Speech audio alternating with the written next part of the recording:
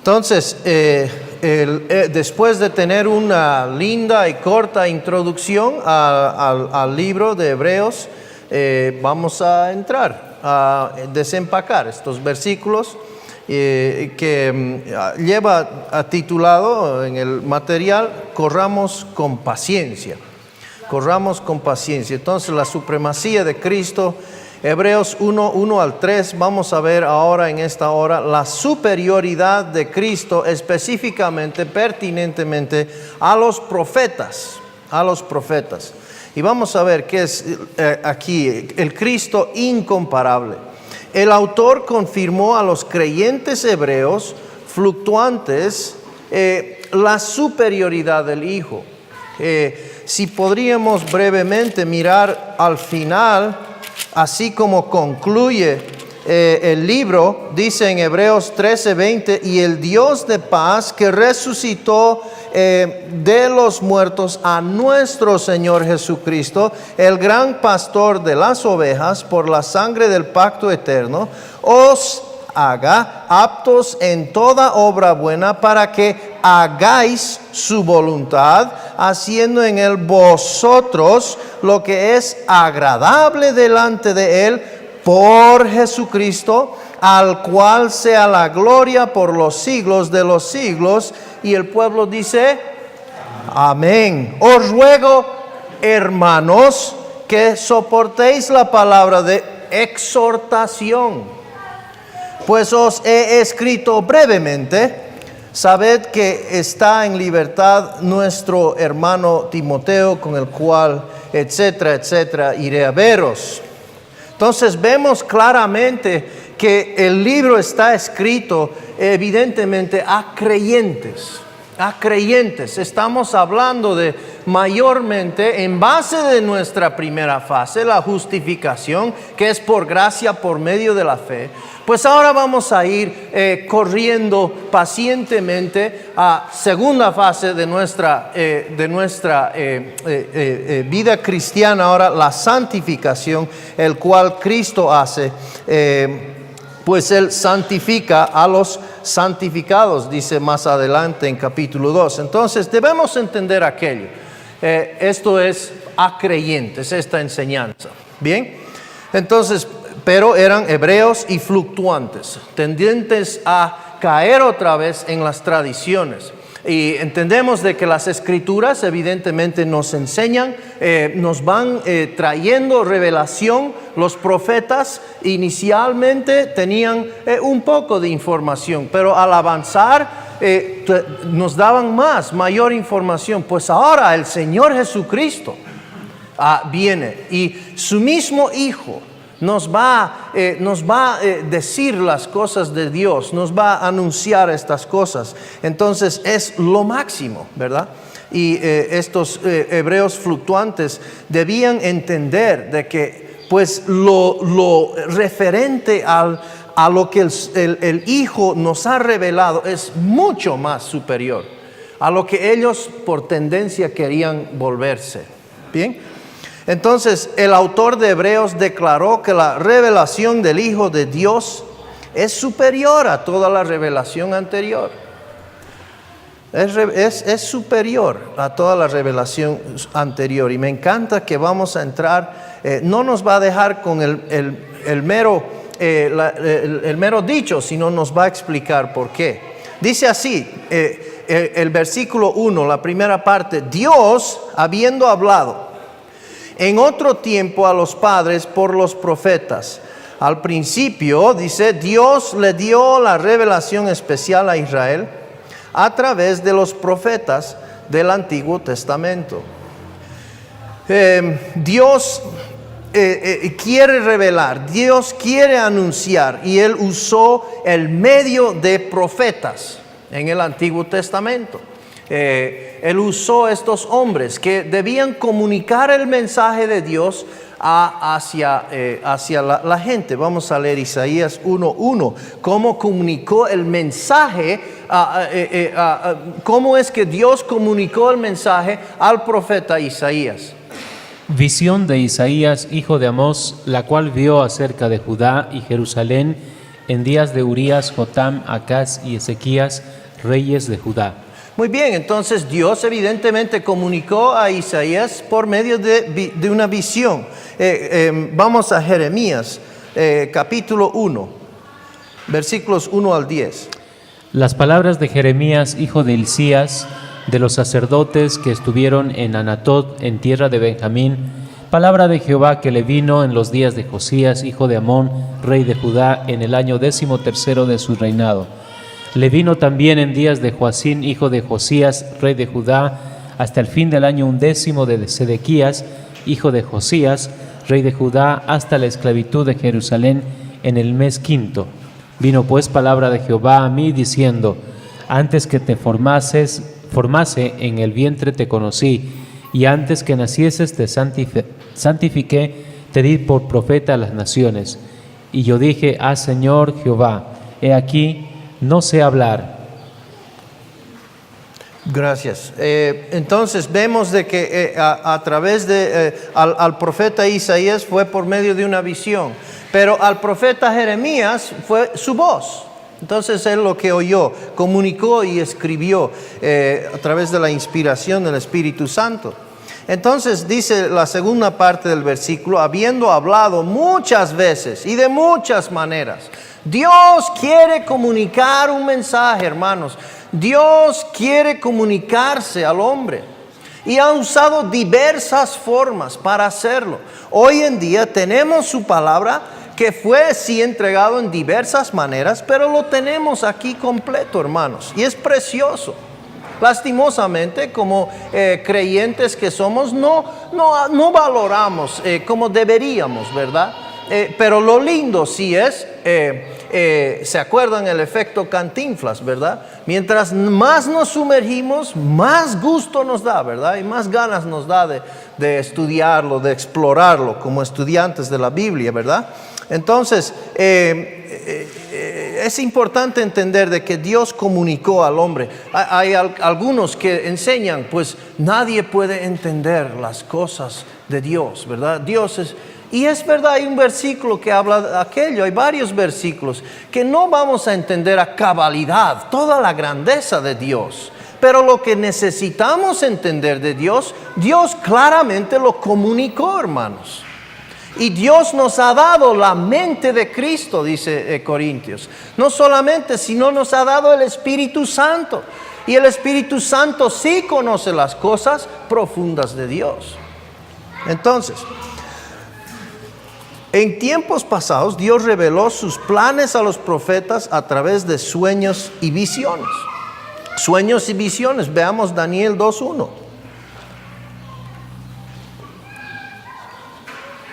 En el segundo año del reinado de Nabucodonosor, tuvo Nabucodonosor sueños y se perturbó su espíritu y se le fue el sueño. Muy bien, entonces fíjese cómo Dios utilizó a Nabucodonosor para comunicar a través de un sueño. Claro que es Daniel quien lo va a interpretar, porque Dios le da la interpretación, es más, le da el sueño. El capítulo 7, la primera parte, solamente los primeros versículos. En el primer año de Belsasar, rey de Babilonia, tuvo Daniel un sueño y visiones de su cabeza mientras estaba en su lecho. Luego escribió el sueño y relató lo principal del asunto. Muy bien, ahí está, por medio de sueño a Daniel, ¿verdad? Y en el capítulo 10. En el año tercero de Ciro, rey de Persia, fue revelada palabra a Daniel, llamado Belsasar, y la palabra era verdadera y el conflicto grande, pero él comprendió la palabra y tuvo inteligencia en la visión. Mire, entonces ahí está Dios revelándose a sus profetas. Claro que vemos aquí lo que Dios reveló primeramente a Nabucodonosor, el estatua, verdad, que luego entendemos es el tiempo de los gentiles, que la cabeza de oro representaba a Babilonia, que va en paralelo con Daniel 7, es decir, lo interesante de la revelación de Dios es que en Daniel 7 nos da información básica, Pero luego, a través de la visión que recibe Daniel, nos da una información más cabal, ¿verdad? Que va unido. Entonces, el león es el mismo imperio que la cabeza de oro, Babilonia. Medo-Persa, que era el oso. ¿Se acuerdan? El oso que uno era más alto que el otro. Persia más fuerte que Media. Y se le fue dado mucho carne que comer y avanzó mucho. Era en realidad el imperio más grande que se había conocido hasta ese tiempo. Y claro, como digo, al principio nos ha explicado una cosa básica y luego nos da a entender, entendemos de que Grecia es la parte de bronce, ¿verdad? Y el leopardo nos explica de que tiene 4 cabezas, tiene alas, ¿verdad? Entonces nos da a entender más claramente la velocidad que avanzó Alejandro, las 4 cabezas que le siguieron, ¿verdad? Sus 4 generales que tomaron el control después que él murió. Luego en el capítulo 8 nos va a dar mayor información acerca de ese mismo. Que es un cuerno grande, ¿verdad? Y ese cuerno grande rompe y luego hay 4 pequeños y sale uno quinto, etc. Roma, que es, entendemos de que es a través de Roma que salen 10 reinos de ahí y de ahí va a salir el reinado de Anticristo. La piedra, el quinto reino que nos es explicado en Daniel 2, Daniel 7, Daniel 2, perdón, si no está en Daniel 7. La piedra que es un reinado no hecho por manos que destruye la estatua, ¿verdad? Todas estas cosas Dios ha revelado magníficamente a través de sus profetas, visiones y sueños. En otras ocasiones Dios reveló la verdad a través de mensajeros angélicos. Mensajeros angélicos. Y esto es muy interesante. Hebreos 2:2. Porque si la palabra dicha por medio de los ángeles fue firme, y toda transgresión y desobediencia recibió justa retribución. Daniel 8. Solo la primera parte.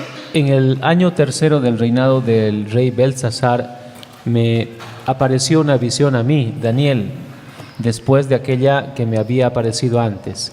En mi visión, y cuando la vi, yo estaba en Susa, que es la capital del reino de la provincia de Elán. Vi pues en visión estando junto al río Ulai. Alcé los ojos y miré, y aquí un carnero que estaba delante del río y tenía 2 cuernos, y aunque los cuernos eran altos, uno era más alto que el otro, y el más alto creció después. Más información, ¿verdad? Acerca de lo que era Medo-Persia y luego Grecia, ahí en el capítulo 8. Luego vemos también que Dios reveló a través de Gabriel en el capítulo 9. Ahora, esto es importante. ¿Por qué profetas? ¿Por qué ángeles? ¿Por qué es que los menciona? Me hace recuerdo a la declaración de Pablo en 1 Corintios 15, cuando dice que el evangelio es, y que dice, conforme a las escrituras. Es bien importante esa frase, a veces lo saltamos, pero cuando él dice conforme, es decir, la información que Pablo nos está dando es después del hecho de que Cristo muere y resucita. Él lo va a explicar porque Jesucristo se lo reveló, le enseñó. El evangelio, mi evangelio es, Pablo dice, mi evangelio, etcétera, pero lo ata conforme a las escrituras, ¿verdad? Entonces, de la misma forma, tal vez en misma manera de pensar, estos hombres tomaban alta prioridad a los profetas, a los ángeles. El hermano Brett mencionó que para el judaísmo tomaban demasiada importancia a los ángeles, ¿ya? Y especialmente al ángel Gabriel, etcétera. Luego, después de esta vez que él comunica a Daniel, 500 años después va a aparecer a otros, comunicar que va a haber uno que va a preceder, Juan se va a llamar, y luego Jesús, etcétera, ¿verdad? A María, Zacarías. Ángeles eran importantes para ellos. Pero va a explicarles que Jesucristo es mayor, es más importante, es supremo. Lo que él ha comunicado. Entonces Dios usó profetas, Dios usó ángeles, pero ahora Dios usó su Hijo. Y nos va a comunicar en estos postreros tiempos, dice, Dios incluso se reveló a través de apariciones personales en semejanza humana. Esta manifestación se denomina a menudo como una teofanía o cristofanía. Ejemplos de Cristo que aparecen como una teofanía se pueden encontrar en Génesis 18, eso podemos leer, hermanos, 18, 16 al 17. Y los varones que se levantaron de allí y miraron hacia Sodoma, y Abraham iba con ellos acompañándolos. Y Jehová dijo, ¿encubriré yo a Abraham lo que voy a hacer? Muy bien, entonces ahí vemos, ¿verdad? En Éxodo 3. Apacentando Moisés las ovejas de Jetro, su suegro, sacerdote de Madián, llevó las ovejas a través del desierto y llegó hasta Horeb, monte de Dios. Y se le apareció el ángel de Jehová en una llama de fuego en medio de una zarza, y él miró y vio que la zarza ardía en fuego y la zarza no se consumía. Muy bien, una zarza, ¿verdad? El ángel de Jehová. Luego en Daniel 5 vamos a ver qué. ¿Se acuerdan que aparece en Daniel 5 a Belsasar en la pared? Una mano humana, ¿verdad? Que escribe. Ha sido pesado y has sido encontrado faltante. Los profetas del Antiguo Testamento registraron acontecimientos que, sin saberlo ellos, serían más tarde usados por los autores del Nuevo Testamento como tipos, debido a que fueron inspirados por el Espíritu Santo. Entonces Dios desde el principio del tiempo ha estado comunicando al hombre y ha estado construyendo sobre ello. Y aunque ellos no lo entendieron a su tiempo, Dios comunicó por ellos. Romanos 5:14. No obstante, reinó la muerte desde Adán hasta Moisés, aun en los que no pecaron a la manera de la transgresión de Adán, el cual es figura del que había de venir. Muy bien, figura, ¿verdad? Entonces hay una conexión de cómo Adán es un tipo de Jesucristo, en el sentido que representa, es una representación al hombre, es un tipo. Entonces 1 Corintios 10:6. Mas estas cosas sucedieron como ejemplos para nosotros, para que no codiciemos cosas malas como ellos codiciaron. Muy bien, entonces en cierto sentido Israel nos sirve como tipo. Podemos aprender de su mal ejemplo y su buen ejemplo. Es para nuestra instrucción. Hebreos 4:8. Porque si Josué les hubiera dado el reposo, no hablaría después de otro día. Ok, entonces vemos a Josué aquí como figura de Cristo, ¿verdad? En el sentido de ofrecer descanso ahí en ese tiempo. Ahora, el libro de Hebreos incluye varios tipos del Antiguo Testamento. Estos tipos prefiguraron muchas cosas, tales como vivir en la práctica la vida cristiana diariamente, los ministerios continuos de Cristo y los futuros acontecimientos celestiales. Y 1 Corintios 10:1 al 11. Vemos que aquí, no vamos a leerlo todo, pero los israelitas son usados aquí como ejemplo para mostrarnos, sin hacernos desviar la mirada y cómo cayeron en desobediencia y recibieron disciplina. Por ejemplo, en Hebreos 3:4 el autor instruyó y advirtió a los creyentes de la edad de la iglesia usando la generación del éxodo de Israel como un tipo histórico para representar el error de negarse a creer en las promesas de Dios y caminar por fe. Como dije anteriormente, en Hebreos 7:1 al 3, el autor usó el antiguo sacerdote rey Melquisedec como un tipo histórico de sacerdocio real de Cristo. Vamos a leer eso, por favor. Porque este Melquisedec, rey de Salem, sacerdote del Dios Altísimo, que salió a recibir a Abraham, que volvía de la derrota de los reyes, y le bendijo, a quien asimismo dio Abraham los diezmos de todo, cuyo nombre significa primeramente Rey de Justicia y también Rey de Salem, esto es, Rey de Paz, sin padre, sin madre, sin genealogía, que ni tiene principio de días ni fin de vida, sino hecho semejante al Hijo de Dios, permanece sacerdote para siempre. Yo espero de que a través de este estudio vamos a un poquito quitar el misticismo en cuanto a este personaje Melquisedec. Mucho se ha dicho acerca de él, pero tenemos que entender meramente es un tipo. Igual que Adán es un tipo de Cristo, Melquisedec es un tipo de Cristo y en su forma de ser rey y sacerdote. Pero vamos a mirar eso más después, no quiero entrar mucho en este momento. En Hebreos 9, 1 al 28, el escritor usó el tabernáculo como un tipo histórico del tabernáculo celestial y de la continua obra sumo sacerdotal de Cristo. Podemos leer, por favor, Hebreos 8, 1 al 6.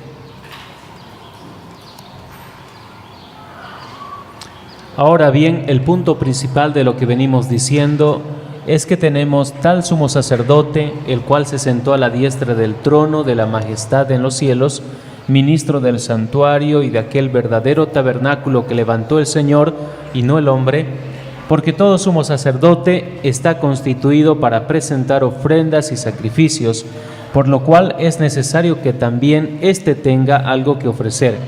Así que, si estuviese sobre la tierra, ni siquiera sería sacerdote, habiendo aún sacerdotes que presentan las ofrendas según la ley, los cuales sirven a lo que es figura y sombra de las cosas celestiales, como se le advirtió a Moisés cuando iba a erigir el tabernáculo, diciéndole: mira, haz todas las cosas conforme al modelo que se te ha mostrado en el monte. Pero ahora tanto mejor ministerio es el suyo, cuanto es mediador de un mejor pacto establecido sobre mejores promesas. Fíjese, mire cómo el Nuevo Testamento es el mejor comentario para el Antiguo. Entonces nos enseña de que Moisés había visto un tipo de lo que iba a ser. Cuando él vio el tabernáculo, en realidad estaba viendo o en realidad iba a crear lo que él había visto, lo real. Y Jesucristo lo cumple, como vimos en Hebreos 8, 1 al 6. Entonces, el tabernáculo en realidad era un tipo, ¿verdad?, histórico del tabernáculo celestial. En Hebreos 11, 17 a 19, vamos a leer, por favor. Por la fe, Abraham, cuando fue probado, ofreció a Isaac, y el que había recibido las promesas ofrecía su unigénito, habiéndosele dicho: en Isaac te será llamada descendencia, pensando que Dios es poderoso para levantar aún de entre los muertos, de donde, en sentido figurado, también le volvió a recibir. Ahora, hay que tener cuidado de encontrar figuras o tipos demasiados que no están ahí, ¿no? Pero como vemos aquí, el comentario en Hebreos acerca de lo que se ve, usted puede leerlo en casa, Génesis 22, para ver la historia de Abraham e Isaac y cómo llega a ser eso un tipo histórico para prefigurar la resurrección de los muertos. Aquí tenemos una foto que sacamos el momento de hacerlo. Antes, claro que no lo hizo, ¿no? Pero alguien con su iPhone estaban ahí. Versículo 2, hermano, por favor. En estos postreros días nos ha hablado por el Hijo, a quien constituyó heredero de todo y por quien asimismo hizo el universo.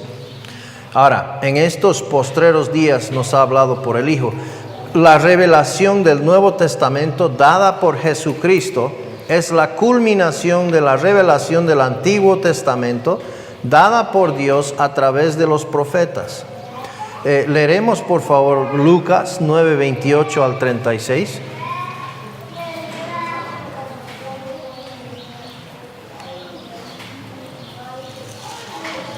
Aconteció como 8 días después de estas palabras que tomó a Pedro, a Juan y a Jacobo y subió al monte a orar. Y entre tanto que oraba, la apariencia de su rostro se hizo otra, y su vestido blanco y resplandeciente.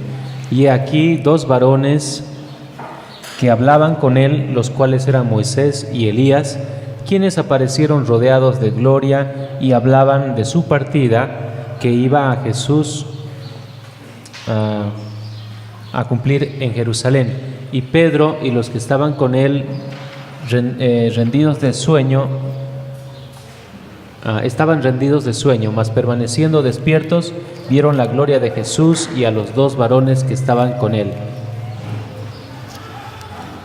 Y Efesios 2:20. Edificados sobre el fundamento de los apóstoles y profetas, siendo la principal piedra del ángulo, Jesucristo mismo. Muy bien, entonces vemos de que cuando Dios habla a través de su Hijo, Dios está hablando por medio de su Hijo, pero su Hijo habla como Dios, ¿verdad? Porque su Hijo es Dios. Es supremo a los profetas, ¿verdad? Y a los ángeles, que son seres creados, instrumentos que Dios utilizó. Pero Jesucristo es diferente, el Hijo de Dios, y habla como Dios mismo. Entonces, la revelación presente. En griego, la primera parte del versículo dice literalmente, al final de estos días. Y en paréntesis tenemos Dios para aclarar, Dios nos ha hablado por su Hijo. Dios está hablando en estos finales, estos días postreros, al final de la dispensación de la ley. Viene Jesucristo a comunicar mayor información, enviado por su Padre, enviado por Dios, para comunicarnos un mensaje superior.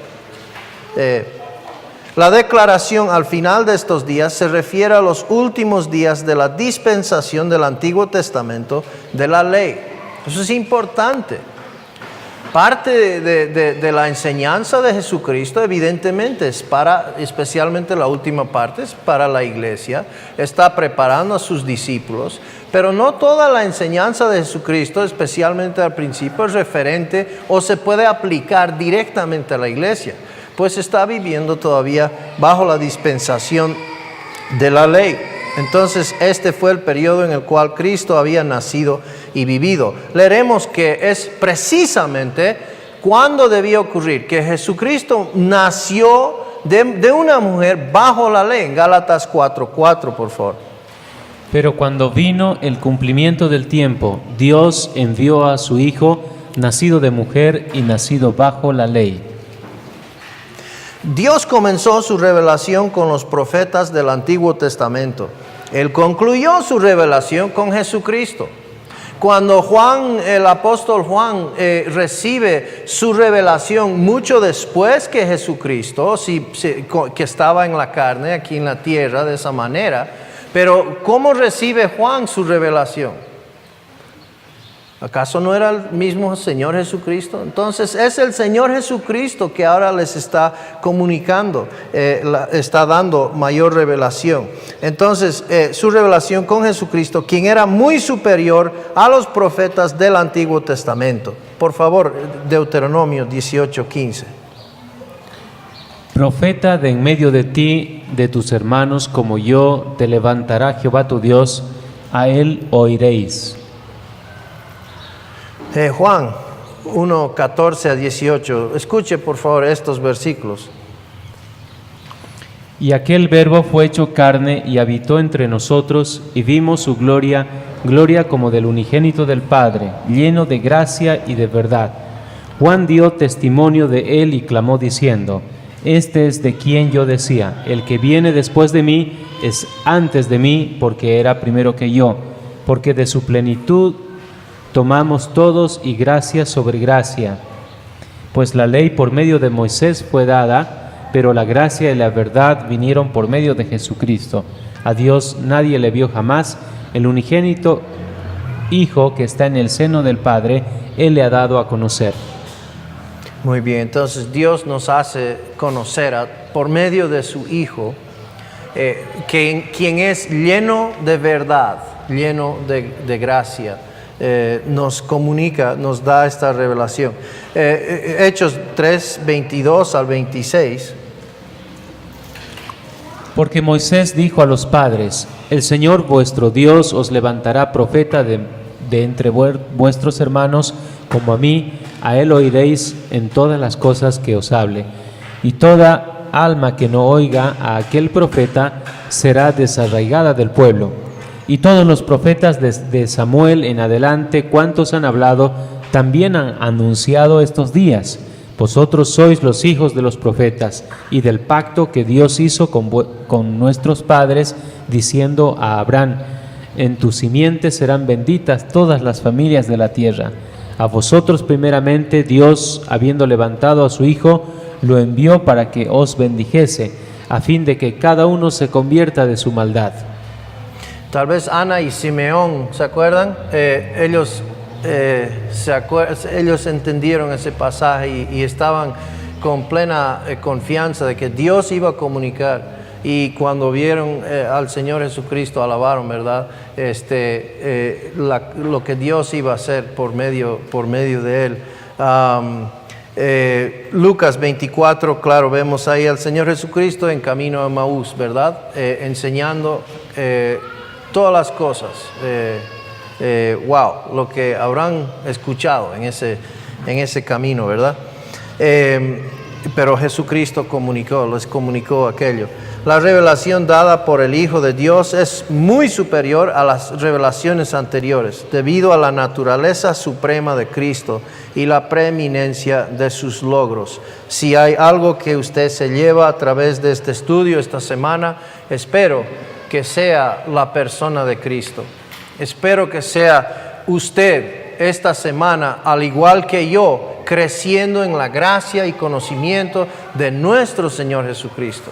Que nuestro Señor Jesucristo es supremo, es preeminente. 1 Timoteo 15 y 16. La cual a su tiempo mostrará el bienaventurado y solo soberano Rey de reyes y Señor de señores.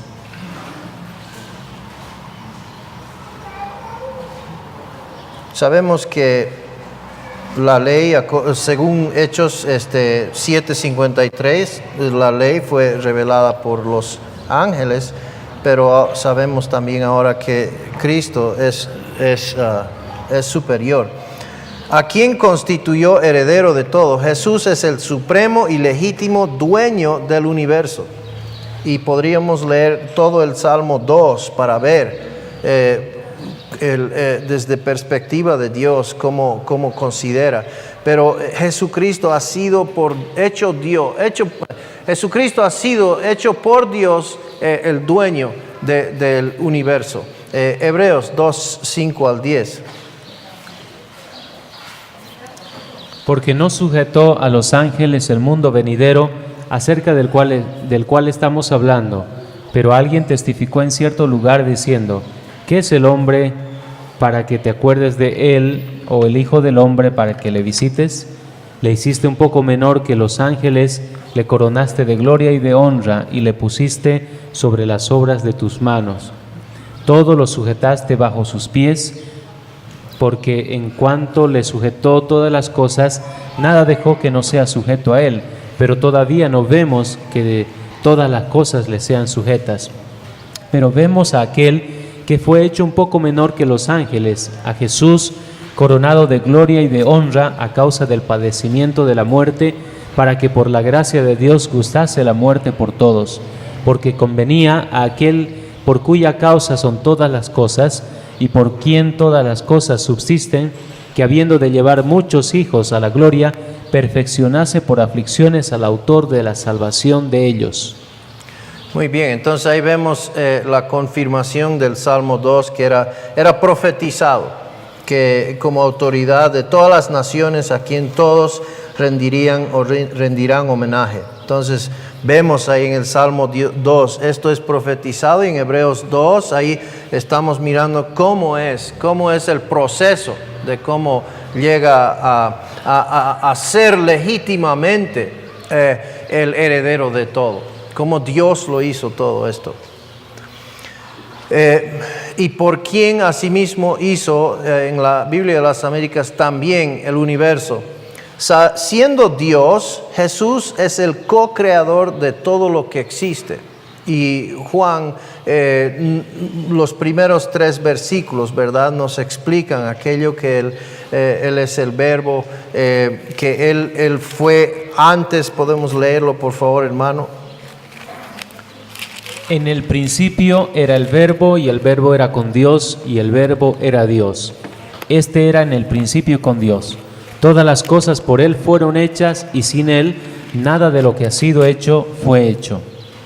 Muy interesante cuando uno lee la Septuaginta en el griego para Génesis, el primer versículo es muy similar a Juan 1:1.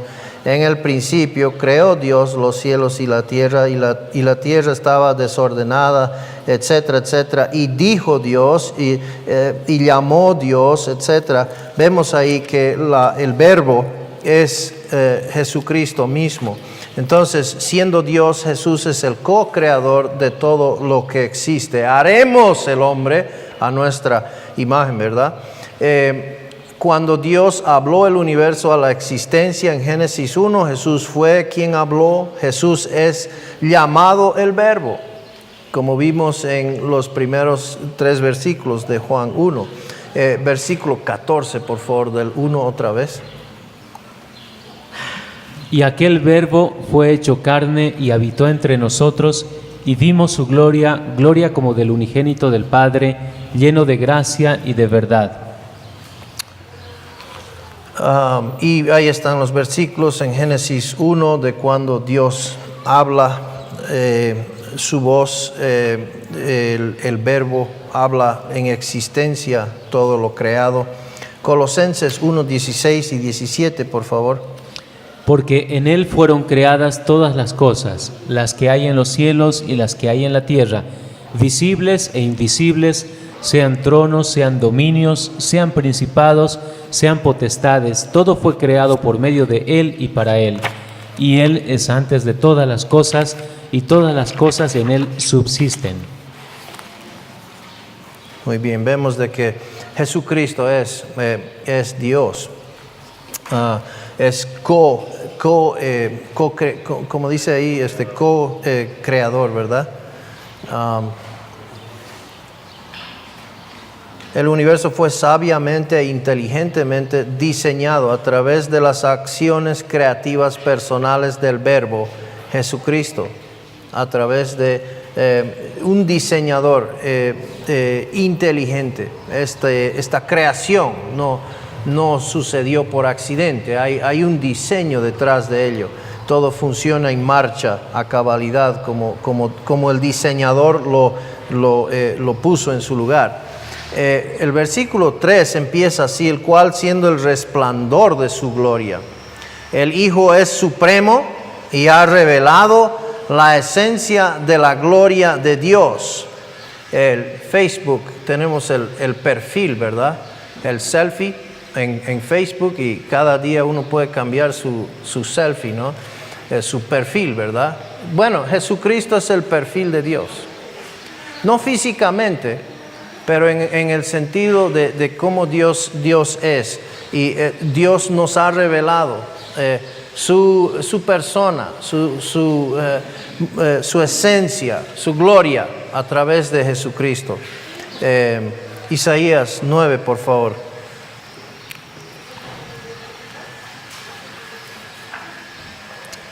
Mas no habrá siempre oscuridad para la que está ahora en angustia, tal como la aflicción que le vino en el tiempo que livianamente tocaron la primera vez a la tierra de Zabulón y a la tierra de Neftalí, pues al fin llenará de gloria el camino del mar, de aquel lado del Jordán, en Galilea de los gentiles. El pueblo que andaba en tinieblas vio gran luz, los que moraban en tierra de sombra de muerte, luz resplandeció sobre ellos. Muy bien, y aquella luz luego nos ha explicado, es explicado Jesucristo, es dicho que Él es luz, la luz. entonces Cristo es la reflexión y reflejo de la imagen de Dios. ¿Podemos leer Juan 8:12, por favor? Otra vez Jesús les habló diciendo: Yo soy la luz del mundo, el que me sigue no andará en tinieblas, sino que tendrá la luz de la vida. Y 9:5. Entre tanto que estoy en el mundo, luz soy del mundo. Entonces, como la luz del mundo, a través de la encarnación, Jesús resplandeció la gloria shekinah de Dios ante las naciones, como siendo que Él es luz. La gloria shekinah fue revelada por primera vez en el Antiguo Testamento como una antorcha encendida cuando Dios en gracia hizo un pacto con Abraham. El pacto que hizo en Génesis 12 y luego lo confirma, da más información en el capítulo 15 con la zarza. Más luego la gloria shekinah de Dios se reveló a Moisés, ahora se aparece en la zarza ardiente, ordenándole a guiar al pueblo de Dios de Egipto. ¿Se acuerdan eso? Que debía regresar y sacar a su gente de Egipto y volver a ese lugar donde Dios le había aparecido en una zarza ardiente. Cuando Israel fue liberado de Egipto y más tarde construyó el tabernáculo en el desierto, la gloria shekinah de Dios descendió y llenó el tabernáculo. Esa gloria fue la propia presencia magnífica de Dios morando entre el hombre pecador. En realidad no fue todo lo que es Dios en una llama, pero es simbólico, ¿no? De que Él estaba morando con su pueblo, y cuando ellos veían la llama o la nube y se movía, ellos sabían que era tiempo de moverse, de trasladarse y seguir a Dios. Ahí está otra foto. Enviamos a nuestro fotógrafo para sacar fotos de aquello. Tal vez algo similar ahí. El término gloria shekinah no ocurre en cualquier lugar de la Biblia, sin embargo el concepto sí ocurre. Acuñado por rabinos judíos, esta expresión extra bíblica significa Él causa morar. Él causa morar. Muy bien, la segunda parte de versículo 3. Y la imagen misma de su sustancia. La imagen misma de su sustancia.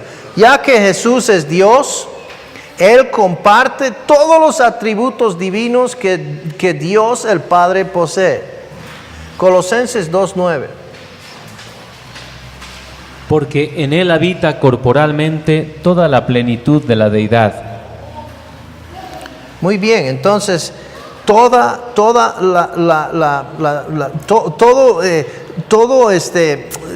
los atributos divinos de Dios están en la persona de Jesucristo. Entonces Jesús es eterno. Jesús es eterno. Esto nos dice en Salmo 110, 1 al 4 y Hebreos 7, 13 a 17.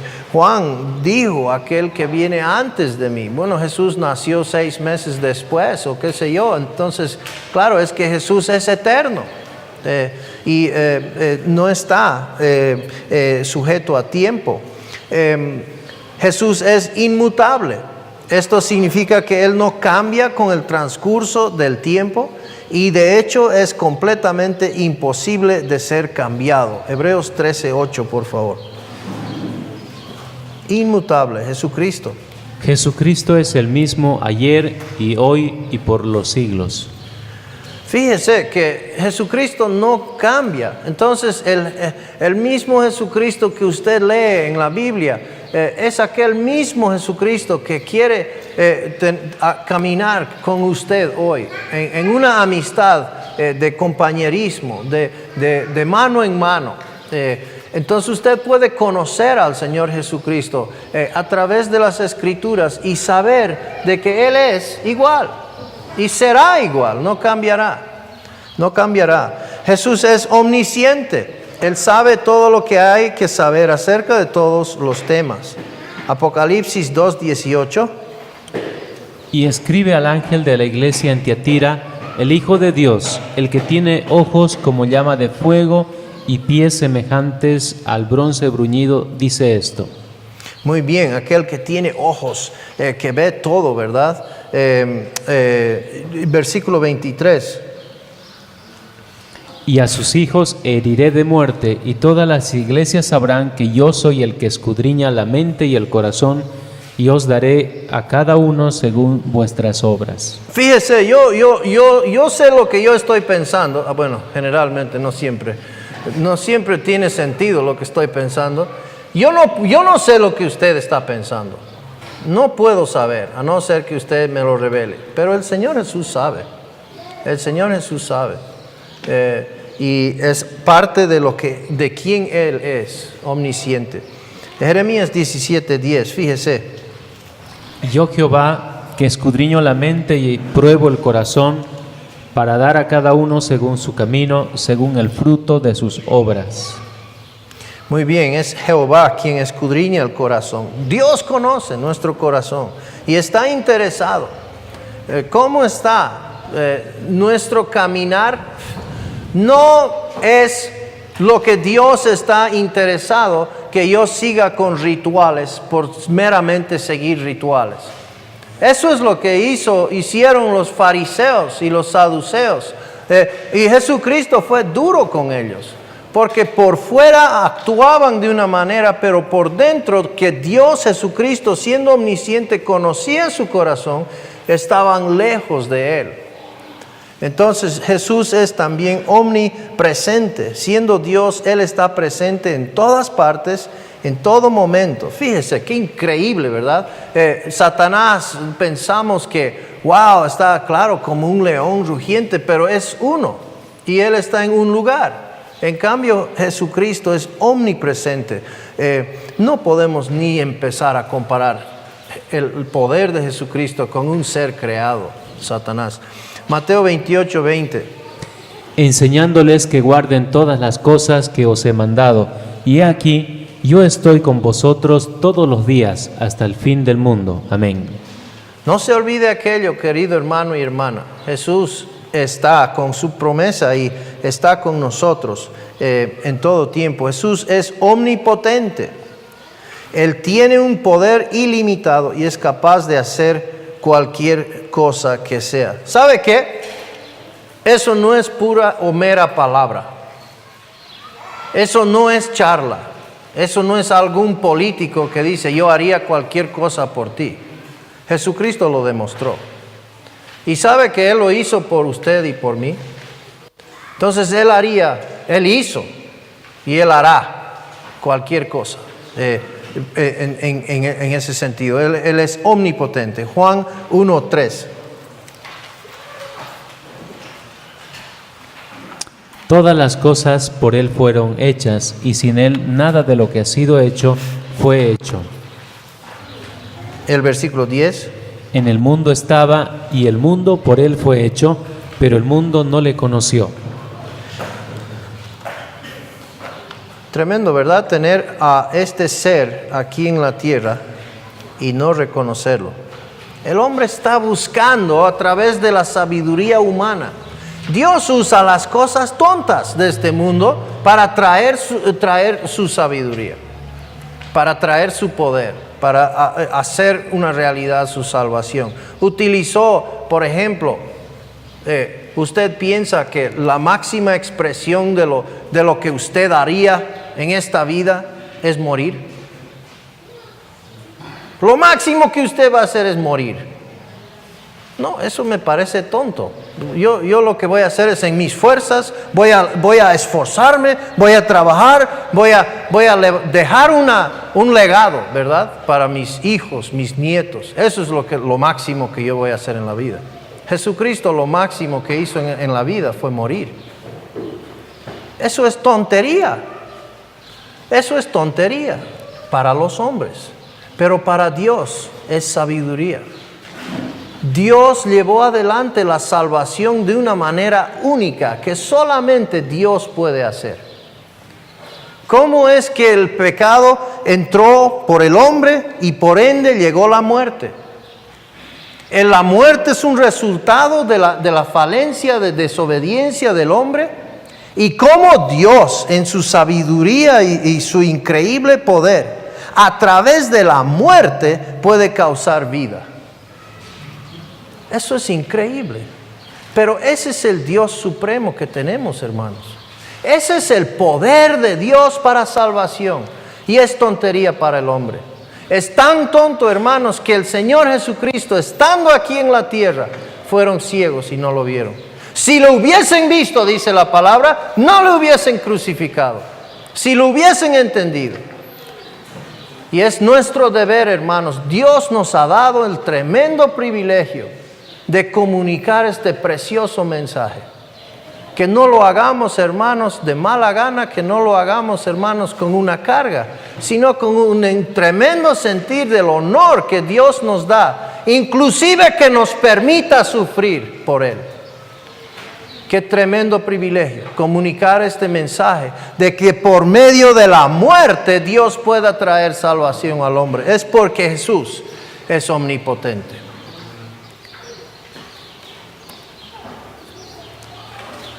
¿Y quién sustenta todas las cosas con la palabra de su poder? Cristo sostiene todo el universo. Imagínense, todo el universo lo creó con el hablar.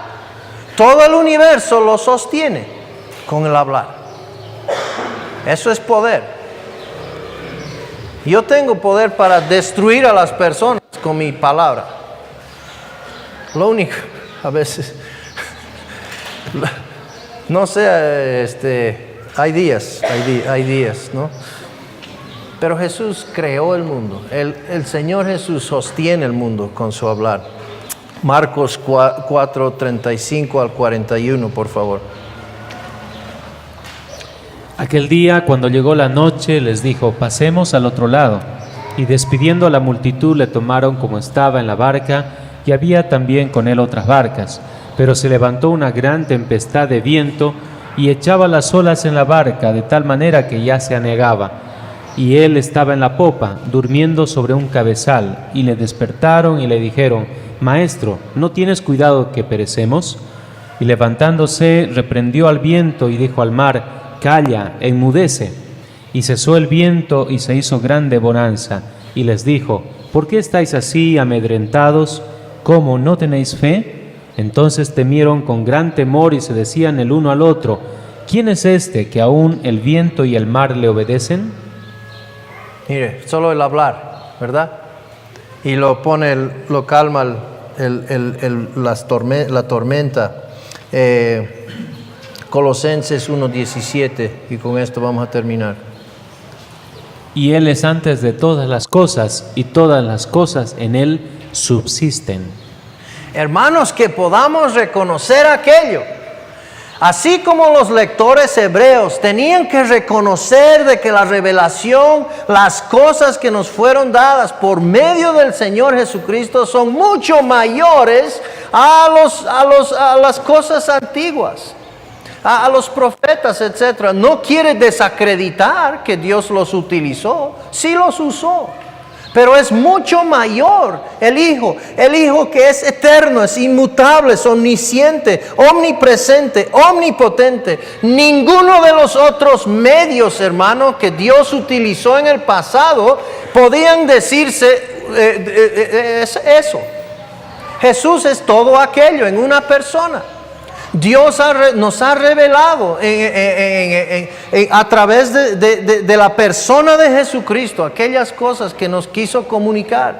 Que no caigamos, hermanos, como ellos, meramente mirando a cosas que no sean el Señor Jesucristo. Queremos esta semana apuntar en todo lo que hablamos, así como la palabra, creemos, lo enseña, la supremacía de Cristo, la preeminencia de Cristo. Jesucristo, hermanos, es todo lo que necesitamos. Amén.